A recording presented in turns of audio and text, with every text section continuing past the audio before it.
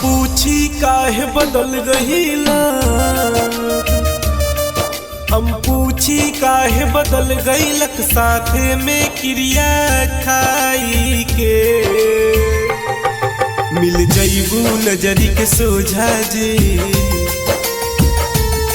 मिल जईबू नजरी के सोझा जे, मार दे हम छुरी पी जाई के। मिल जईबू नजरी के सोझा जे, मार दे हम छुरी पी जाई के। हम पूछी काहे बदल गईला, आशी आंसुओं के साथ तहर याद भी बह जात, तो एक दिन तसल्ली से बैठ के रो लेती। डीजे मनीष रक्सौल।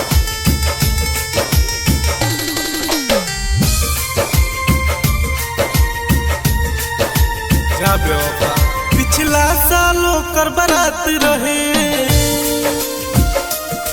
लास्ट नु भइल मुलाकात रहे। फिर काहे के आइल बिया जब उसको भुला दिया रे।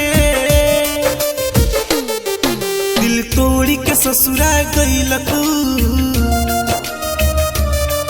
दिल तोड़ी के ससुरा गईलक, हाथे में मेहंदी रचाई के। मिल जईबू नजरी के सोझा जे,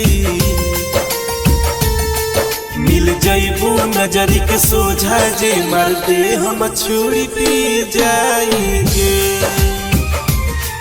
मिल जईबू नजरी के सोझा जे, मार दे हम छुरी पी जाएंगे।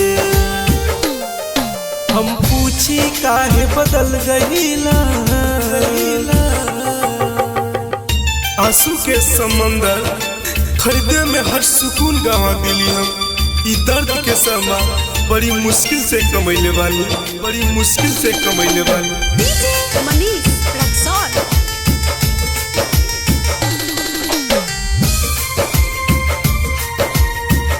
जो भुला गई तो के सुन पाटिल भोला हर किशोर, दिनेश के भी गईलक छोड़। पर भात सुनी के दिहलक गम, दिलवा न लगी चारू ओर। तू ससुरा गईलू बलोरो से, तू ससुरा गईलू बलोरो से, पियवा से ठोर सटाई के। मिल जईबू नजरी के सोझा जे,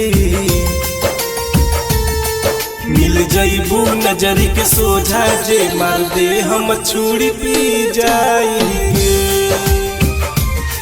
मिल जईबू नजरी के सोझा जे, मार दे हम छुरी पी जाएंगे। तू कहा काहे बदल गईलू, बदल गईलू। Sony Music Recording Studio, Johor Bahru, Malaysia.